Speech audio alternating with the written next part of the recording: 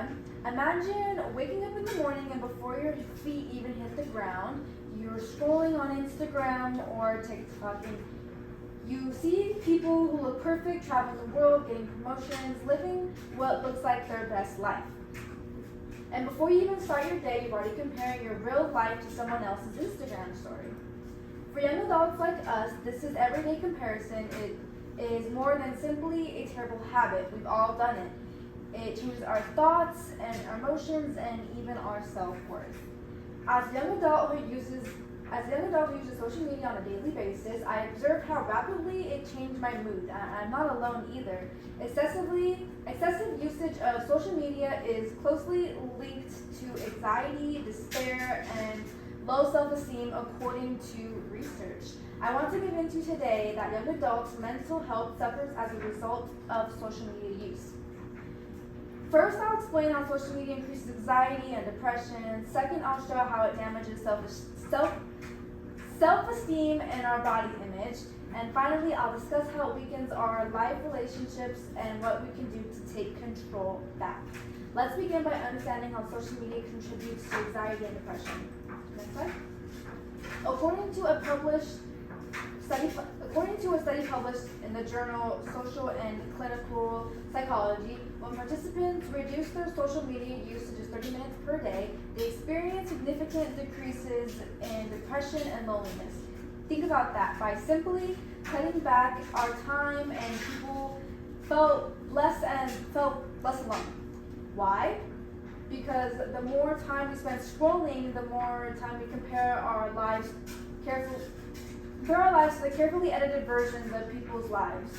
When we constantly see success, beauty, and fun without the struggles behind them, we start feeling like we're falling short behind. Even worse, social media apps are designed to trigger dopamine responses, those little hits of happiness that we get from likes and notifications. But when that validation doesn't come, it leaves us anxious, restless, and craving more. So not only are we comparing ourselves to unrealistic standards, but we're also becoming emotionally dependent on digital approval.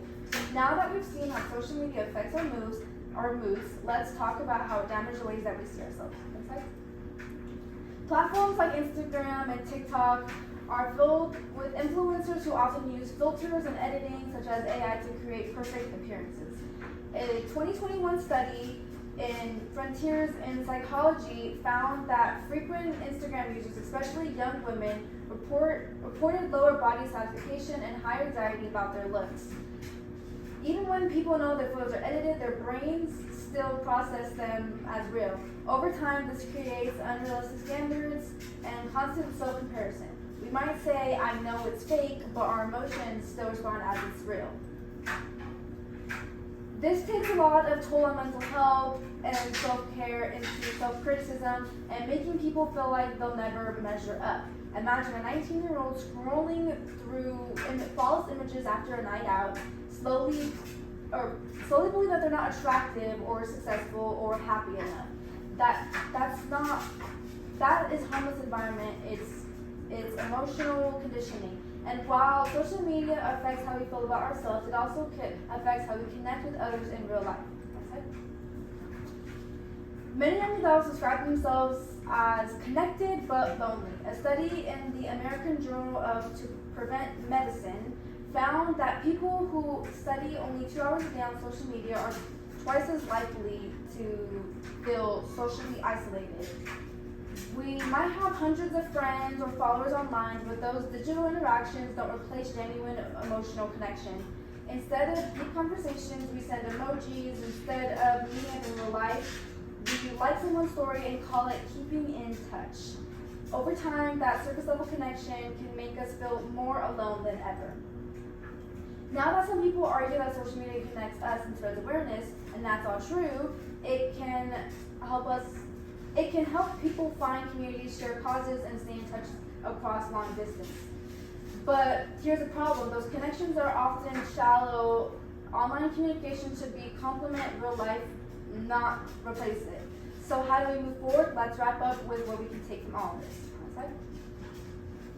Today we learned that social media negatively impacts young adults by increasing anxiety and depression, damaging self-esteem and body image, and weakening real-world relationships. Next time you catch yourself scrolling mindlessly, remember, these apps are designed to keep your attention, not to protect your peace.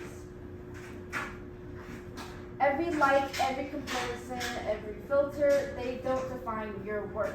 If we can learn how to use social media mindfully to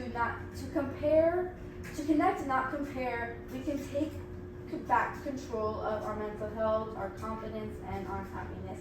Because the best moments in life don't need to be posted, they need to be lived. Thank you.